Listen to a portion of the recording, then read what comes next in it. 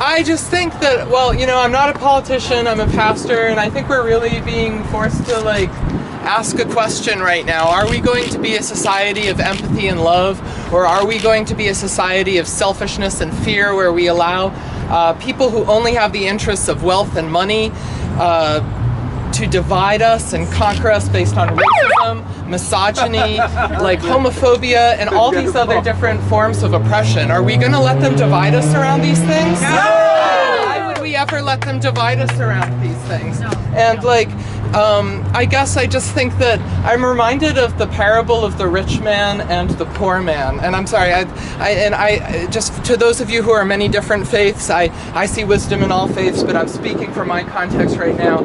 And you know, there's the parables are, it's a teaching tool. There's like a story with a deeper meaning. And the idea was, there was a rich man named Divis, and he thought everything was just great. And nowadays we hear the economy is great.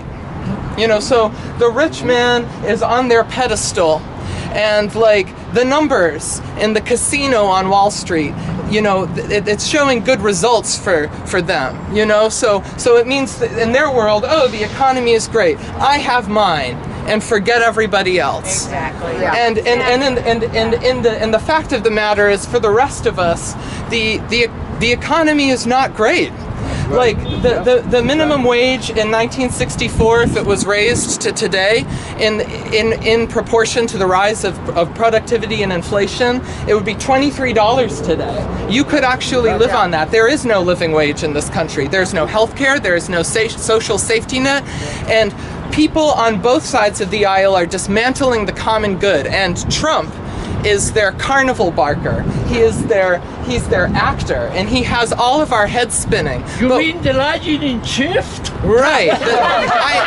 I mean the treasonous fascist. And I want to say another thing. And I mean the treasonous, and that's the other thing. We are being manipulated because we are being told to legitimize this other perspective as a legitimate political opinion. And I would like to say this also as a pastor. Misogyny is not a political opinion, it's sin. Yes.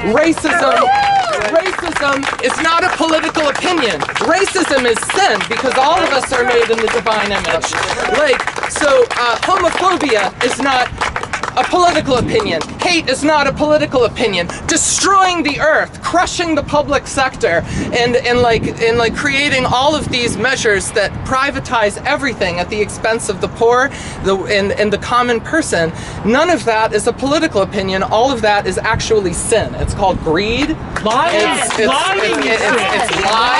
Lying is sin. Yeah. And so they have with fundamentalist religion, they have like taken our faith language away. They've taken all of our meaning-making language away from us, and we need to take it back. We need to organize. We need to get off the computers and get into the street and take back our democracy. And I'll also say